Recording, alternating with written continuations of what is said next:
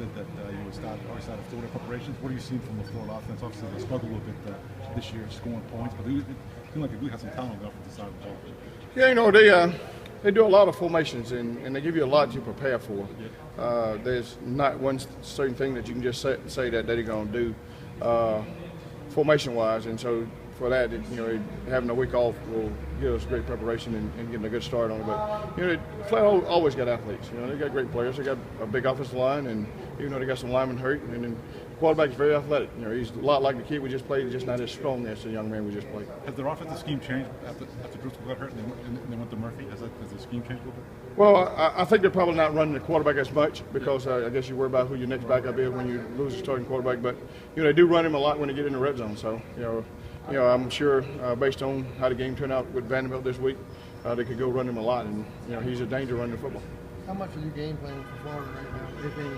Oh yeah, we practiced for Florida yesterday. We practiced for Florida today, and so yeah, we're doing a lot of individual work to get better technique and fundamental, but we're definitely working on Florida. Is that unusual for a bye week to go ahead like that, or?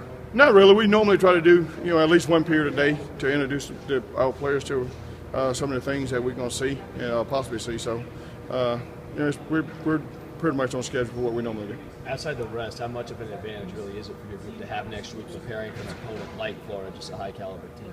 Again, anytime you play a team that do a lot of different formations and give you a lot of personnel grouping, time is, if you got time, then it helps you prepare. And so because they do a lot of different things, a lot of different personnel groupings, and they'll take tight ends out and put extra linemen in. They're running full house, back full set. They do a lot of different things, so it'll give us a start on preparing for them. Are you sleeping better these days with the way your defense has improved over the last few weeks as opposed to maybe the beginning of the season where they had some fourth quarter lapses? I don't know if I'm sleeping better. I think we're getting better.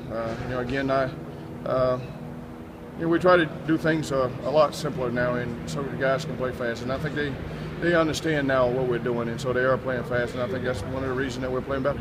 What do you think is the biggest improvement? Is in the secondary, the linebackers, the defensive line? Where do you see the biggest improvement, which helped lead to 5 turnovers? I think it's team defense. I think the D-line is not trying to do too much because they're the older group and getting in and out of their gaps. I think the linebackers fitting their gaps better on the run, and I think we're better again at not blowing assignments in the perimeter. I know the team's done a good job of scheming away from JD, but I don't think a lot of people thought at this point of the season he'd have 2 sacks. How surprised are you that he hasn't had more than 2?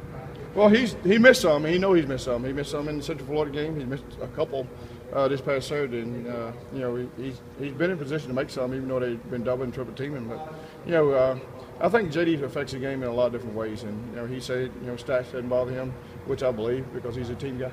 Have you seen his frustration increase at all, or does he kind of just maintain the same level? No, I think he's maintained the same level. Other than him having nagging injuries, he's been the same JD that he was a year ago. Coach, not to go too off topic, but with Kenny Miles' situation, has that affected the program at all? Just the news, how's it circulating across the team, and have you guys discussed it at all within the group? We hadn't discussed it. I'm sure it's been around the players, but we all want to be in prayer for Kenny, and his safe being. So whatever the situation is, we pray that he will recover from it. Kind of switching topic. There's been a lot of, obviously, the STEs, a lot of knee injuries, a lot of ankle injuries this year. How much do you attribute that to the target group, players going low? I just think that's the way the game's going. Anytime you hit a guy above the shoulders and you got a chance to be ejected, you're going to get people tackling low, and so that's going to create some situation where I think people are going to have more knee injuries. You're going to get more ankle injuries because that's the way the game's going. Is that a direct connection to the shift in the game, do you think? It's hard to say, but I really believe that people have started teaching their guys to tackle low. What convinced you to start Sky Moore last game?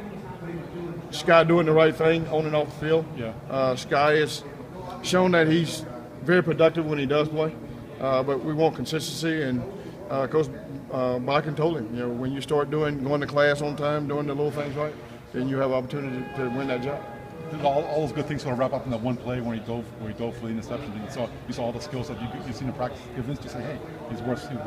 Well, he's been showing that. He shows that every day in practice. It's not that he didn't do well in practice. It's just we want a complete guy, and we want a complete player. And again, we want you to go to class. We want you to be on time, and we want you to do things off the field so that you can be on the field.